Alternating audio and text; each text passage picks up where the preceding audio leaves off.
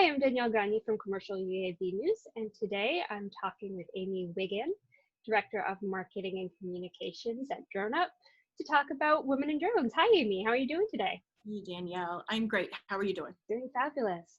So, first question is, what got you into drones? So that is definitely an interesting and fun question for me to talk about. I started in drones actually managing a flight school. And at that time, we had 2 special military contracts. It was part of my job to grow the business development program, integration. And so we grew the military ops contracts from 2 to 5, which was great for us. And that kind of entered me into the drone space. And I'll tell you how. These teams came to us and had to pass the private pilot knowledge test within 2 weeks' time. So we had to teach them the curriculum that typically takes somebody 8 months to a year to learn for private pilot. And we also flew them so that they could get their bearings and understand the applications for operating a fixed wing airplane. In order to be assigned a mission, they had to pass the private pilot knowledge test. Now, most of them actually, I think our pass rate was 100% at the time, passed. If in the event there was somebody that didn't pass, they had to wait the FAA's standard amount of time to retake the test, and they could come back and take it. But until then, they couldn't take it. And weren't assigned a mission. So that started it off. And of course, there was a lot of conversations about drones in a very civilian manner, because again, this is special military ops and their missions were to fly fixed wing drones. And that's why they were applying this curriculum to these teams so that they had the experience and understanding of fixed wing operations. So during those experiences, some of these teams actually flew Phantoms or Mavics, and this is in the early days. This is like one of the first Phantoms I think that came out, and so it just was an interesting conversation to have. This is coming. Is it a toy? Is it the future? Well, part of being a flight school manager, you have to take care of safety. It's a big job. And so one of the things that happened to us is we had a gentleman who liked to fly a drone within the 5-mile radius of an airport. And so I had to get the airport manager involved, and we talked to him. And actually, through the conversation of understanding the rules and regulations, he opened some avenues for me. And we started talking about a UAS training program at the flight school. So long story short, the phone started to ring probably once or twice a week in 2013. How do I become a drone pilot? Do you do training? And if you understand the time frame of this, this is when Part 107 hadn't dropped yet. 3.3, the exemption was out there. You could get that exemption. You had to have a private pilot license or certification, a glider certification, a light sport certification. You had to have some kind of certification with that 3.3 exemption to be able to fly a drone. So I packaged our light sport with that curriculum, and thought, if we can teach people how to fly airplanes, we can definitely teach people how to fly a drone, but at least I can get them into the 333 exemption space criteria, and they can move forward down the line. And while we're doing that, I'm going to figure out how to do a training program. Then the Virginia Department of Emergency Management came to our flight school and asked me, how can you help us train emergency management teams? And we didn't know, really, honestly, because Part 107, again, there wasn't a curriculum. So a few of us got our heads together and said, well, we can teach you just like we do the special military ops teams.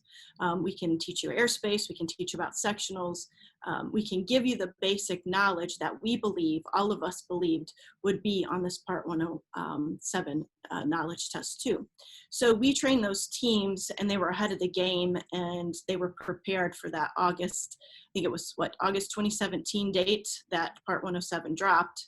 And were some of the pioneers in the public safety space that are well known now, industry leaders and mentors to public safety sector folks all over the country and the world. So it was really exciting, pioneering time. And that is exactly how I got my start in the drone business, to curtail that. And how did I get to DroneUp? Tom Walker, the founder and CEO, he had pinged me on LinkedIn and said, hey, do you know anybody who would be interested in this? And so we talked, and the rest is history, as they say. It's so exciting to get some of that back history of how people were starting to learn early on, in even before Part 107. So what is your role in the drone industry now? What are you doing with DroneUp? Right. So as a marketing communications director, there's some obvious duties that I have, and that's making sure the marketing efforts are taken care of daily, and of course communications are taken care of. What does that mean exactly? I think every marketer and media person knows, but it's really beyond that. So it's collaborating with our teams, understanding rules and regulations, especially the FAA regs. And I think that really helps my job, is coming from that flight, that manned space, being able to understand how I can speak to the FAA rules and regs in our marketing efforts, because that's important. It's only going to get more important as we move through time together in our industry. What are you most looking forward to seeing happen in the coming years? Interesting question. I think it's going to be a while before we see full-on delivery. I think it's going to take some time before we see flying cars.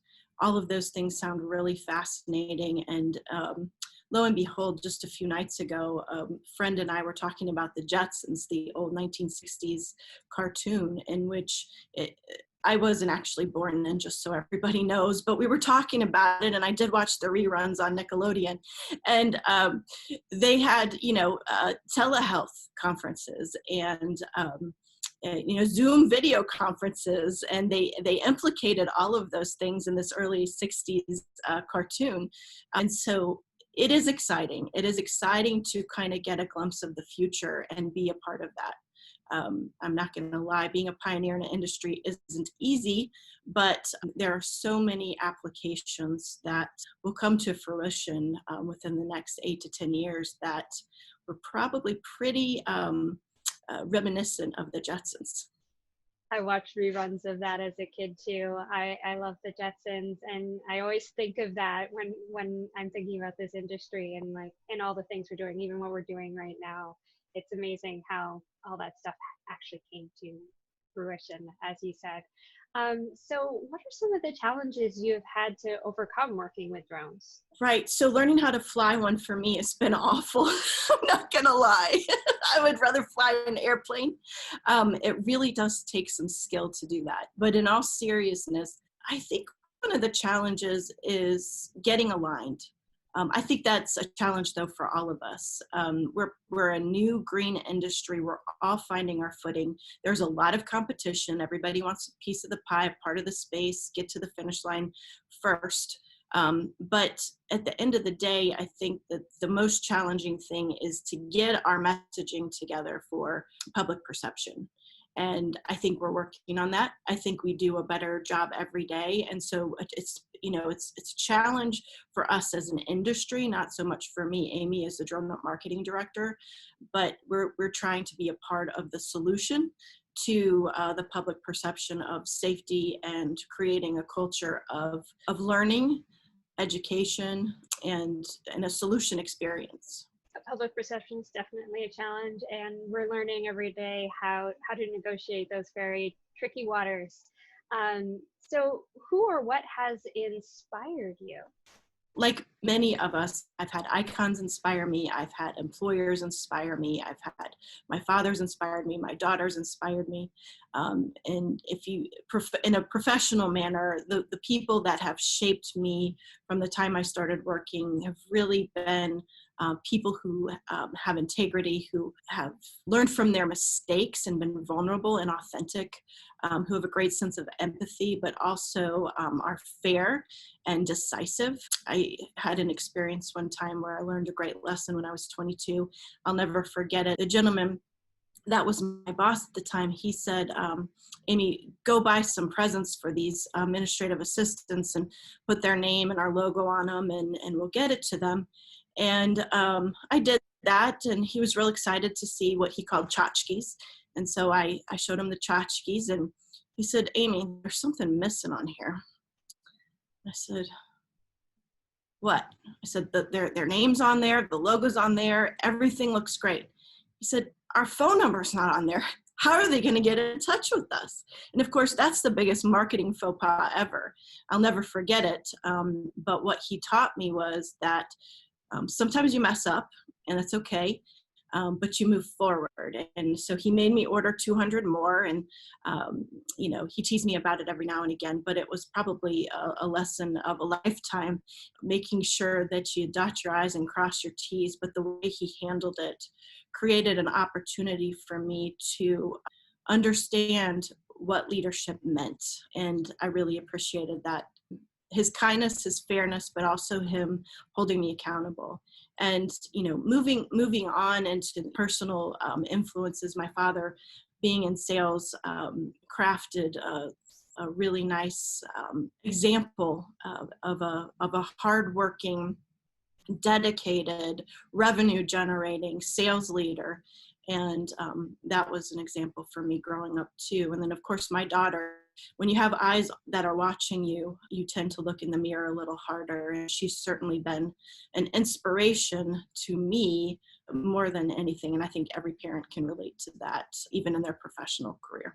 I really like the idea that leadership is about letting people learn from their mistakes, not punishing them for their mistakes, and making sure that you stay accountable, but that this isn't the end of your career if you make that mistake. And I think a lot of women in particular take those mistakes on their backs. And speaking of support and leadership, how has the industry supported you? The industry has supported DroneUp 100%.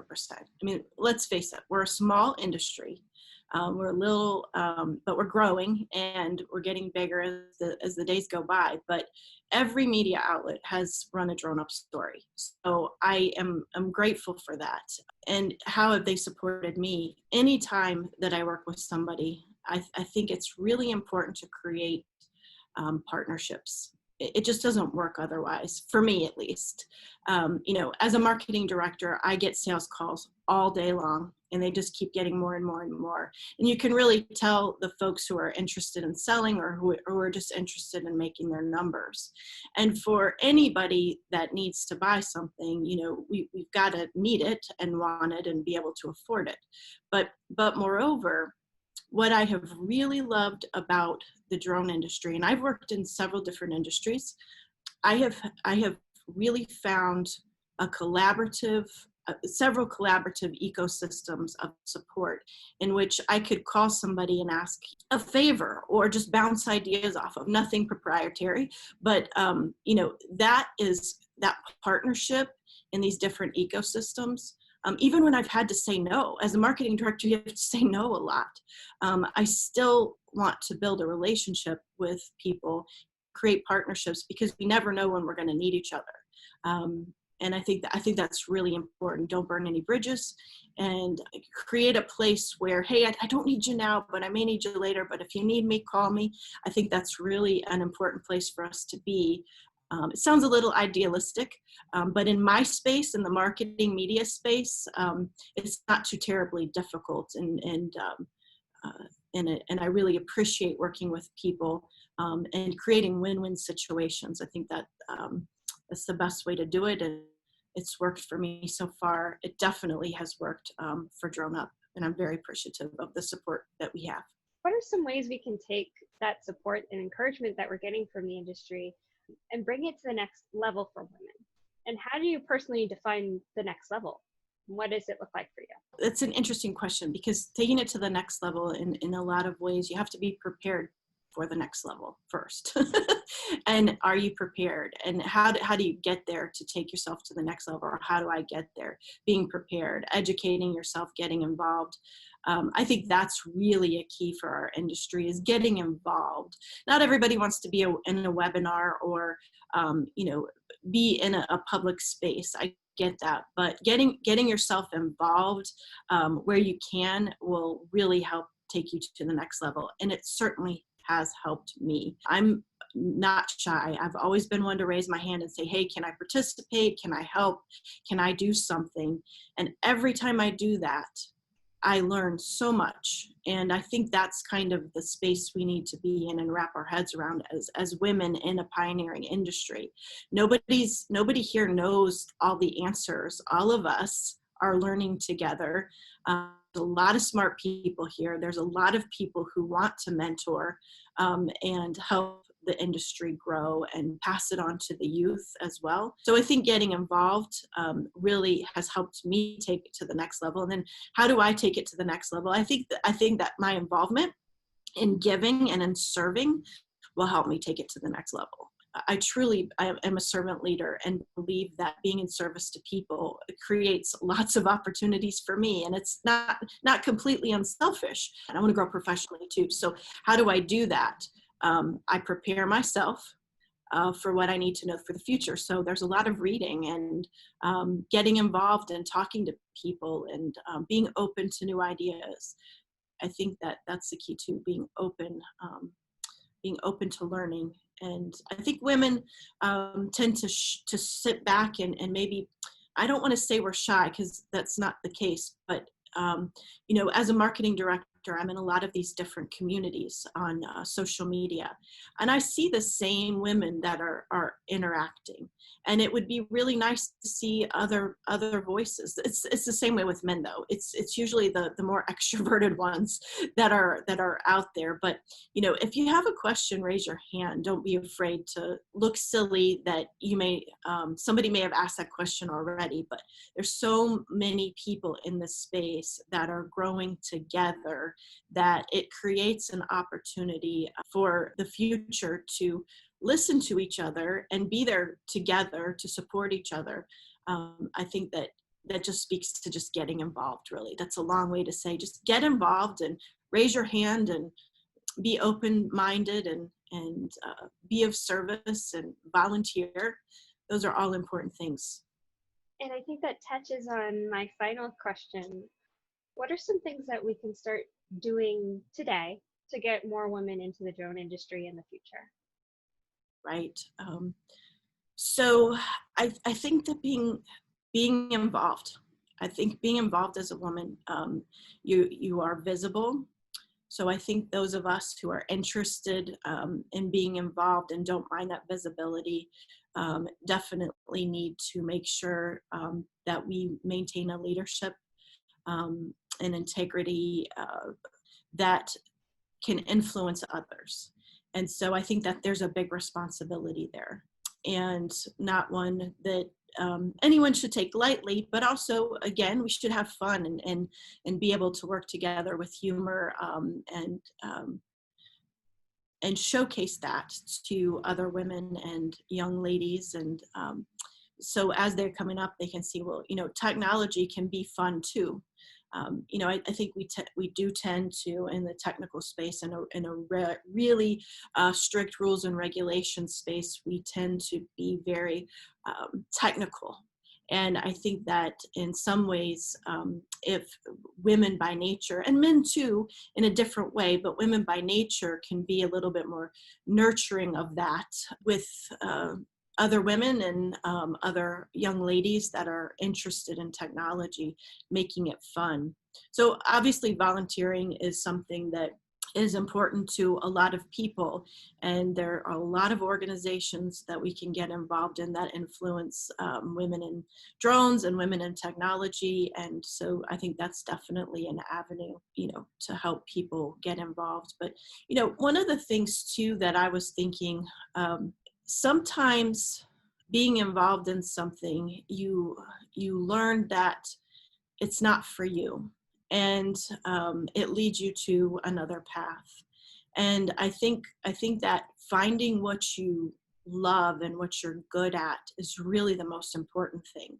So, getting people or getting more women into the drone industry, I think that we should make sure that we're getting the right people, the people that want to be here and are excited about the industry.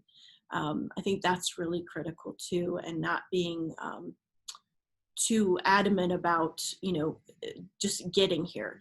Let's get the right people here. I think that in any industry, it's really important to put the right people in the right places and have fun while we're doing it. People always ask me, well, are you a drone pilot? And that's obviously the first question they're going to ask, but there's so many roles in technology space and in the drone space. You don't have to be a drone pilot to work in the drone industry. You might want to be interested in what drones offer and understand, but you don't have to fly a drone necessarily to be in the space, be influential, and be a leader and drive the industry forward. So I think that's important to remember too, that there are a lot of opportunities for young women and women in general in aviation and in drone operations that aren't just piloting experiences. There are so many ways to get into this industry and to prop this industry up. And even if you don't ultimately decide to go with this industry, just having that experience and having a positive experience with it is so important for that public acceptance piece that you and I discussed earlier on in this interview. Right. No, it's so true. We had a gentleman in our Facebook community group post pictures of his 12-year-old daughter. He was teaching her how to fly in the backyard. I think she was 50 feet. She wasn't going very high, but he was so proud of her. And that's what it takes. It takes collaboration for both men and women to come together and talk about it and share it and be influential in the space. Whether she decides to be a drone pilot or get into technology, I won't know that probably, but kudos to him for giving her the opportunity. And I think that that's important too. Anytime we can share our knowledge and the opportunities that we have, it's really a good thing for the whole industry. Well said. Thank you so much, Amy, for joining me today. Oh, it's always a pleasure talking with you, Danielle. Thanks so much for having me.